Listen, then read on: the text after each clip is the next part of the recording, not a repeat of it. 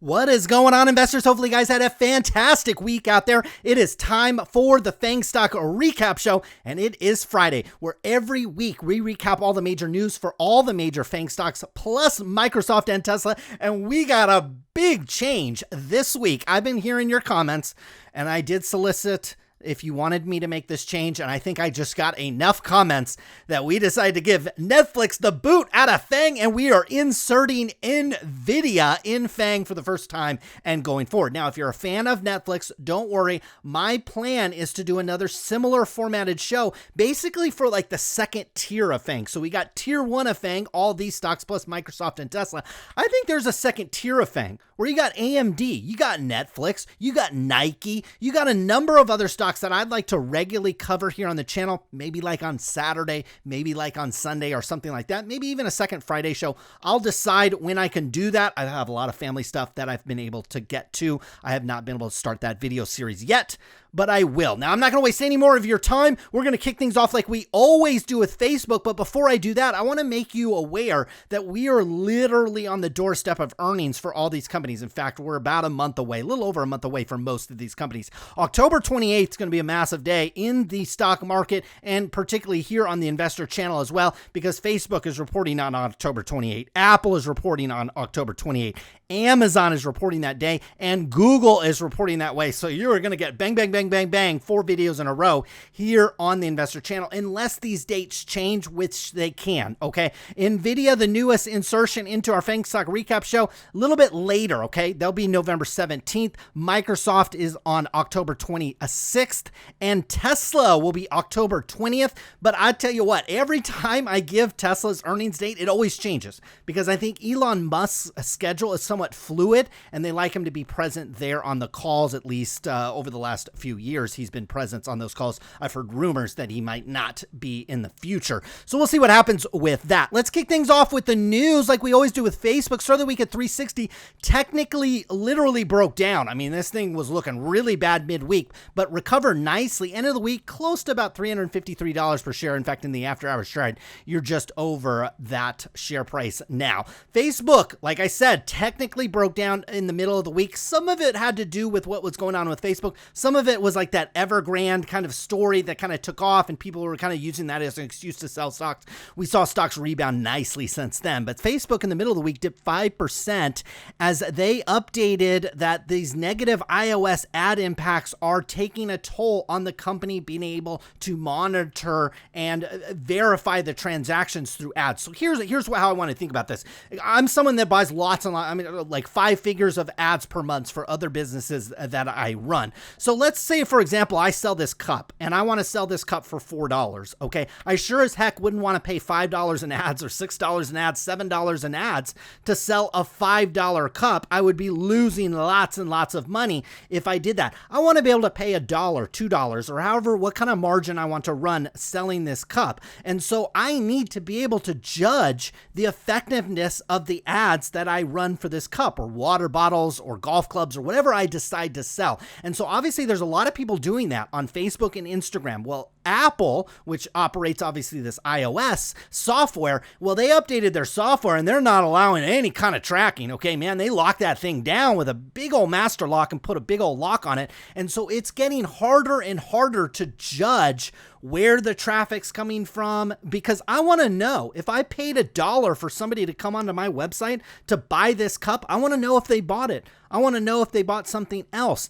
And in the past, it was pretty easy to do that. And now it's getting much and much harder if anybody's on an Apple device. And I tell you what, a huge amount of traffic comes through Apple devices, particularly here in North America. Now, I don't think there's going to be a quick fix to this, okay? And Facebook even kind of indicated that they're not going to be able to fix this very quickly. And so it will impact their ads, because imagine me as an advertiser. I don't know how much it's costing me to advertise my product and if I'm getting profitable ROI on that. Well, I might start pulling back on my ad spend until I get better visibility into that. And I think Facebook will work this out. I don't think it's going to be a shorter term fix, but I think in the longer run, they'll be able to figure it out. And I think iOS did a blanket privacy update on their software. I don't think they're necessarily loosen it in the future, but I think they're going to allow for ways, because I don't think iOS is really trying to crack down on me, the advertiser, acquiring a customer and knowing how much that cost me and what's the ROI on that. It just doesn't make a lot of sense that me, the advertiser, can't get that type of information. And I think at some point, Facebook will have a workaround or something like that. But in the shorter term, I think it's definitely a headwind for Facebook. Google, I could have put this in the Google news segment, but I wanted to put it up here in front because I thought it was kind of interesting. Google is talking with Instagram, which is owned by Facebook, and TikTok, which is owned by its own independent company as well, over search licensing deals. So if you search Google, you will notice that the vast majority of videos that show up in the search feed are YouTube. And that makes some sense. Okay, first of all, YouTube is owned by Google. And so there could be some antitrust things here that Google is saying, hey, we got some antitrust issues. Let's go partner with Instagram, where there's an increasing number of videos being posted. And obviously TikTok, the whole platform revolves around shorter form videos being posted. Well, I think Google is saying, well, I'd love to be able to index these. And so if somebody searches Google, I'm able to show results from Instagram. I'm able to show results from TikTok, because right now it's darn near impossible. And so we'll see if either or both of these companies decides to work with Google, because they don't have to. Because you think about it, for a Facebook, they run their own ads on their own videos and those types of things. They might not want that traffic going through Google. They might want you to download the Instagram app and have to search for your videos there. And TikTok might be the same way, but we'll see if either or both are willing to work with Google in the future. Now, an Australian liability case, this is really weird, especially if you live here in the United States and you're used to our Constitution, our Bill of Rights, those types of things. But this has some media companies rethinking their Facebook presence. Essentially what happened is a picture, kind of a controversial picture, was posted onto Facebook by media outlets and things like that onto Facebook. So this picture, this image that invoked a lot of response, and some of it is being viewed as defamatory to the person in the photo. And so what's happening is a judge has ruled in Australia, not here in the United States. I can't imagine, unless you got some wacky judge out here in California making this ruling. I don't see something like this happening here in the United States, but they are saying you can be held liable for the comments of others. So you post a picture to Facebook, and then people make disparagingly or defamatory comments in there, and you who posted just the photo can be held liable for that. And so obviously, if that's going to be the law, I wouldn't post anything anywhere, okay? And this is why we have certain laws here in the United States, because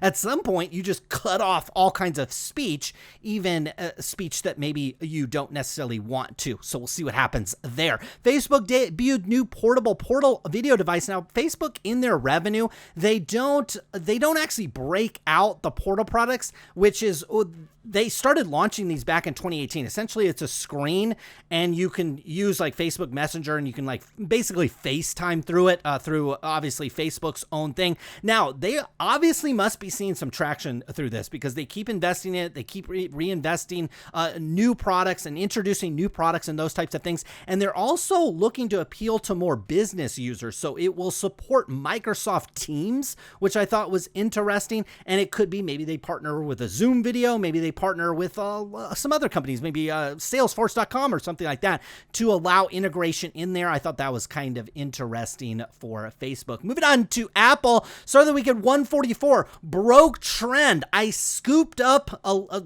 fractional shares for my sons. My sons had maybe $200 or $300 in their account, and I used some of that to acquire some Apple for them, because it broke down all the way to about 141. We'll talk about more of this from a technical perspective, and bounced back really nicely. So we'll talk about what this means from a technical perspective in a minute. But basically, the stock was dead flat. Started the week at 144. Actually ended up higher on the week, up to 146. Now, the NFL is leading towards Apple for Sunday ticket football rights. As you recall, last week, I said the NFL was leading toward Amazon. And I think the week before that, the NFL said they were leading toward Disney. So if you got your thinking cap on, you see what's going on here. the NFL is owned by the richest and most savvy business people and men and women in the world, not just the United States, in the world. If you own an NFL team, you've got a bunch of FU money laying around and you buy a football team, okay? That's what happens. And so what is happening now is the NFL owners are going to put out a press release every other week saying, oh yeah, we're thinking about giving it to Apple. We're thinking about giving it to Amazon. Oh no, we're going back to Disney. They're going to keep doing that until probably about the Super Bowl to get the price up and up and up, okay? Because these companies, they know that they can just pin these companies against each other, and we'll see what happens. They all have different strategies about how they'll monetize the Sunday Ticket. What I thought was interesting, if you're familiar with the Sunday Ticket platform, basically it used to be something that you bought through DirecTV. DirecTV has held the rights to this for I think nearly 2 decades, maybe in 3 decades, and they had been paying about $1.5 billion per year. So you see the reason why Amazon and Apple are two of the leading go-getters for this, because there's not many companies in the world that can afford $1.5 billion per year in terms of content cost. And obviously Apple can afford it, and so can Amazon. I would say probably even more so Apple in that case, but they both can afford it. So what happens is you bought this package and you get to watch every game. So even if like for me personally, I just wanted to buy the package and I bought it for years. I just wanted to watch Cincinnati Bengals game. They're not in my market. I like to watch their games. Well, it looks like Apple is thinking for a way for me, just as a Bengals fan, just to buy the Bengals. I don't have to watch. I don't have to buy the entire package. I can just buy one team's. I thought that was interesting, and I thought that would be an interesting way for Apple to kind of differentiate the product a little bit. But just expect that the NFL is putting out these press releases. The NFL is coming to they got access to all kinds of press releases. They're saying, oh, Apple's in front. Well, Apple might not be in front. Amazon might be in front for all we know. They're just trying to get Apple to come up and up their bid. Okay, or they're trying to get Disney, who now looks like they're in third place, to come up and up their bid, and then they'll say, well, Disney's in front, so they can get Amazon or Apple to pay more. It's just a game that they're going to play, and we'll see what happens. But it's absolutely dead certain that DirecTV will lose Sunday Ticket, and it will go to, in my opinion, one of those 3 companies, unless some other company decides to just blow a ton of money that they may or may not have. Now, Apple saw 5 million iPhone pre-orders. This is the newly released Apple iPhone 13, which I think is on pre-order now and is released or due to be shipped next week. They saw over 5 million of these phones pre-ordered in China, and they actually saw that the traffic was so heavy that Apple's China website actually slowed to a crawl. So that's actually a good sign when your website slows down. Tell you what, you got to be getting a lot of orders for that phone, so we'll see what happens. I also noticed with the Apple phone was that the carrier, like in our case, AT&T, I have AT&T service and my wife wanted a new phone. Well, I said, let's go to the AT&T website and see what kind of deal they're offering. My wife gets to trade in her old phone, which is like, I don't know, 3 or 4 years old. She's going to get $800 for it, and she's going to get the new iPhone for a very, very, very small amount of money. So the carrier incentives on these, even for, obviously for new customers, those have always been in place, but for existing customers, they're offering very, very aggressive trade-in allowances on the iPhone 13, and so that will help Apple obviously sell those phones as well, because obviously AT&T has to buy those at likely a wholesale price, but Apple is still receiving that money. So we'll see what happens there. Moving on to Amazon, started the week at 3,400. Thought this was going to take a turn for the worse, and like a lot of these stocks, I thought this one broke down technically, and it did. Got to about 3,300, which is kind of a bottom of a range, but rebounded nicely. End of the week at about 3,425.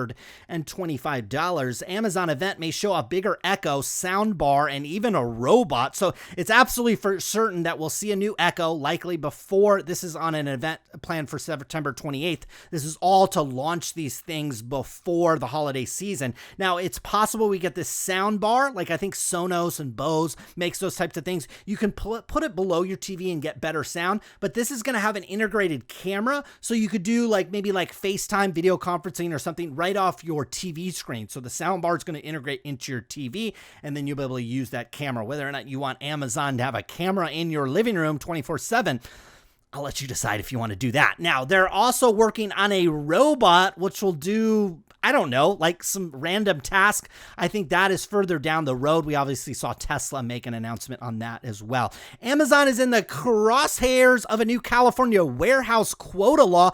Now, being out here, being somebody that lives in California and has to experience a lot of the good and bad laws that exist out here, I don't mind this, okay? I don't agree with most of the laws, quite frankly, that are passed out here in California, especially the ones that have a heavy hand on regulation. But I read through this a little bit. I don't mind it. Amazon probably is pushing their warehouse workers a little too much, not allowing them to take breaks and those types of things. I know Amazon runs on an aggressive schedule and those types of things, but we don't need to push people beyond the human limits. And I think this law will probably do that a little bit. But I'll tell you what these laws do is they make it harder for upstart competitors. Because look, this law will apply to any warehouse here in California. And so you better believe Amazon's going to be able to overcome this, but maybe the smaller competitor might. So that's what happens with regulation. They come down and they say, look at this Democrat Lorena Gonzalez said, this is just the beginning of our work to regulate Amazon and its algorithms that put profits over worker safety. So yeah, we got fires out here in California. We got homeless. We got inequality from income and racial inequality out here in California. And what are they focused on? The algorithms over at Amazon. So it just makes you scratch your head a little bit. And certainly if you lived out here in California, you'd be scratching your head at a lot of things that these says. But like I said, I don't disagree with this law. Amazon's going to be able to comply with it. It's the smaller competitors actually that probably won't. Now, hello, introducing to you Nvidia, ticker symbol NVDA, popular, we say chip maker. They basically design the chips, then they have a fab make them. But if you're familiar with gaming in particular, and gaming their gaming chips kind of encompass, and their graphic cards and things like that, encompass video games, but also crypto mining. If you're mining for crypto, you are stacking up Nvidia chips all day long. And so those chips, while they fall under the gaming banner, also are used heavily, but just massively in crypto mining as well. Obviously, Nvidia is also in the data center and those types of things. Essentially, the backbone of technology is Nvidia, AMD, Intel, all of those companies, in my Qualcomm as well, many others as well. But Nvidia, certainly from a valuation standpoint, we got a $547 billion market cap on this one. It started the week at 213. End of the week, we'll talk about this one for the first time technically as well. I think if we get further downward pressure in the stock market, and certainly Nvidia as well, could create some buying opportunities, but we did finish the week at $220. Now, Nvidia brings DLSS upscaling tech to 28 more games. Now, follow me here. I tell you what, I'm not a video game player, but I actually kind of understand this news just a little bit. So what this is allowing video game makers to do is to use artificial intelligence using Nvidia's technologies to bring games at a lower resolution. So let's say you designed a game 5-10 years ago, and all of a sudden now people have these 4K screens, or maybe they got 5K, 8K screens. They are trying to run these games on a higher resolution, higher frame rates. Well, it'll look choppy. It'll look bad. Okay. And so what this allows you to do is to essentially upscale these games. Think about and this is like a bad example, but think about like Super Mario Brothers on a 4K screen. Okay. This technology is kind of allowing you to take an old 8-bit video game and kind of updating it all the way to kind of a newer technology. Again, that's probably a big gap, but it allows game makers, I think, to more recycle games and allow games to last longer and look better on newer, larger screens and those types of things. Now, moving on to Google, start of the week at 2,761, end of the week at 2,844. Talk about this from a technical perspective as well. We talked about how they're looking to partner with Instagram and TikTok in terms of indexing videos. They also forced cost discipline. So the virus forced cost discipline on Google. This is more of a take. This is not news, but I totally 110% agree with this. So this Brenton Fund talked about how because Google had to, they had their workers leave the office, it didn't allow them to kind of recklessly invest in other products. Obviously, Google makes almost all of their money. I mean, we're talking about probably 95% of their profits come from online advertising. But this is a company that invests in all kinds of weird stuff, okay? And so the virus actually caused Google to get more streamlined. It also allowed their workers to work from home, and they are allowed to drop the salary of those workers as well.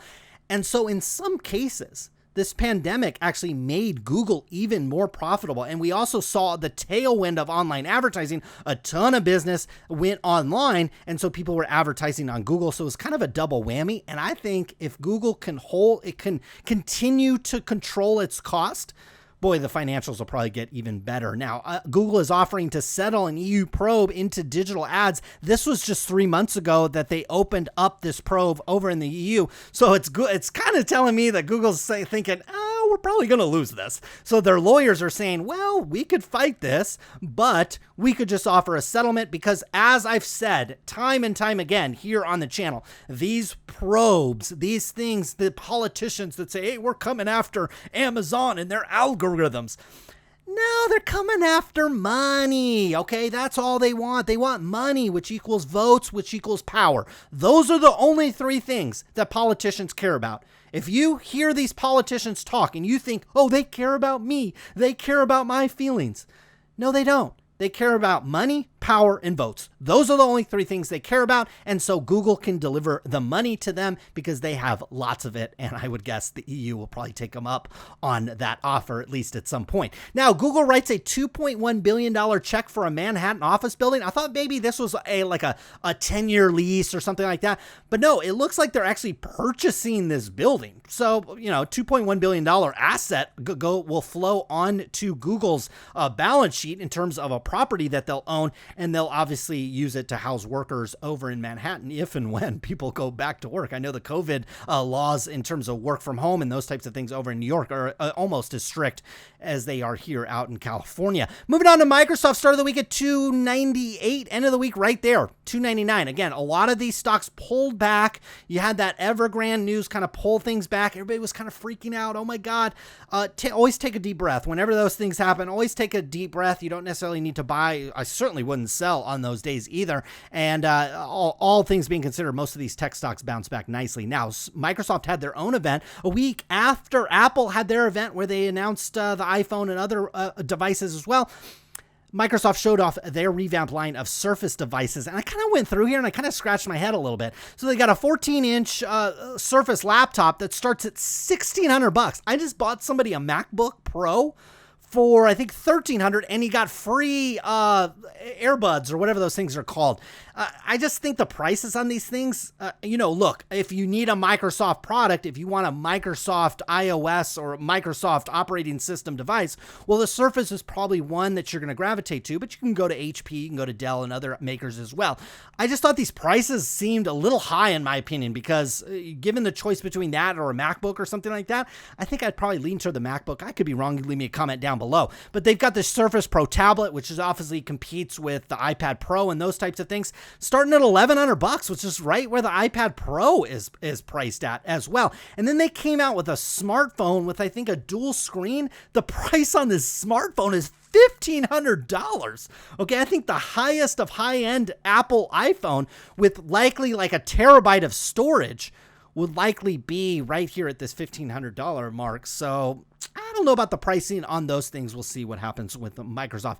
Moving on to Tesla, started the week at 738. This one did really nicely, and from a technical perspective is doing exactly what we thought it might do, and we are breaking up into a higher range with Tesla end of the week at about $775 per share. Elon Musk, so this was interesting, said that the global chip shortage is just a short-term problem. He actually sees this clearing up very soon, and other automakers think this is going to go into 2023. So I think it's a tale of two different things. Okay.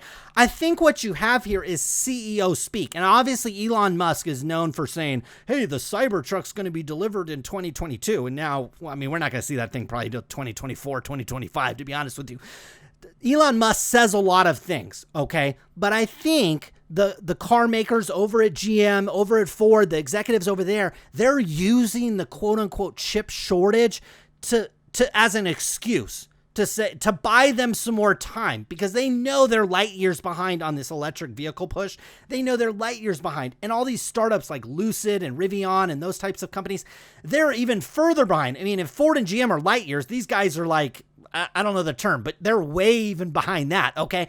Whereas Tesla's out in front, and they're saying, look, we're going to solve this chip shortage issue. And look, the chip makers like Intel and TSMC, those companies, like, they want chips to be out there, okay? There's a lot of demand. They're not trying to have a shortage, okay? And so they're going to look to solve that as fast as they can. And those companies, in my opinion, will probably end up doing that. Moving on from a technical perspective to Facebook, this thing completely broke down because we talked about on previous shows, when you broke through these lows, which I'm hovering right here on my screen at $350 per share, that was technically a break. You got below the previous lows because in an uptrend, you have a low, you have a higher low, higher low, higher low, higher low, all the way up. It's when you break below the previous really well-defined lows. And in this case, I thought it was sitting here at 350 and it did that.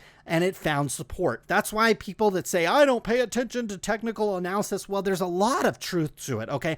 Not necessarily for the smaller, small volume, small undercovered stocks, but for the mega cap stocks, yeah, technical analysis, it works very, very well. Is it 100%? No.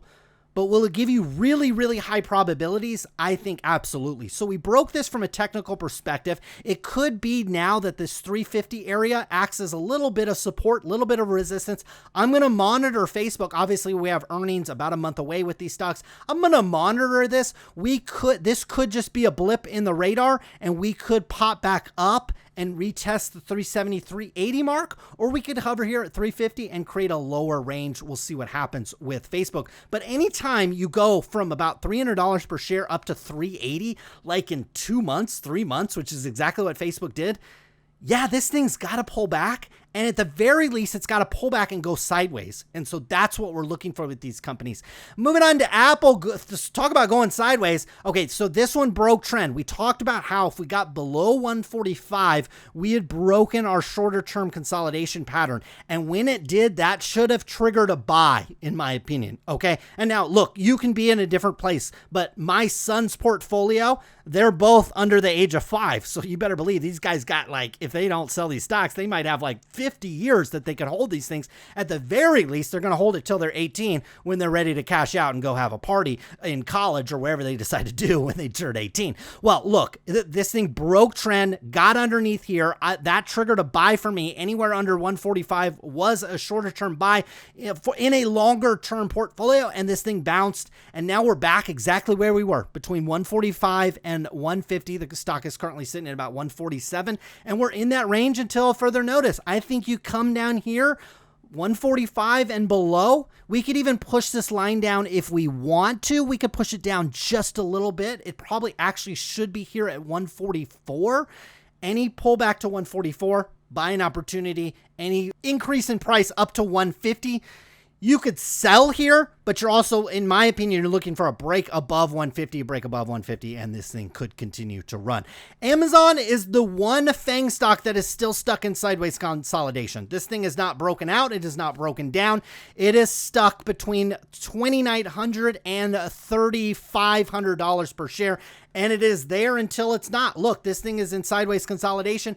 I don't mind this. If I didn't already have a massive allocation, we're talking about like 10%, even more than that. I think 20% of my IRA portfolio, and this is not a recommendation. This is not something I would advise anybody doing.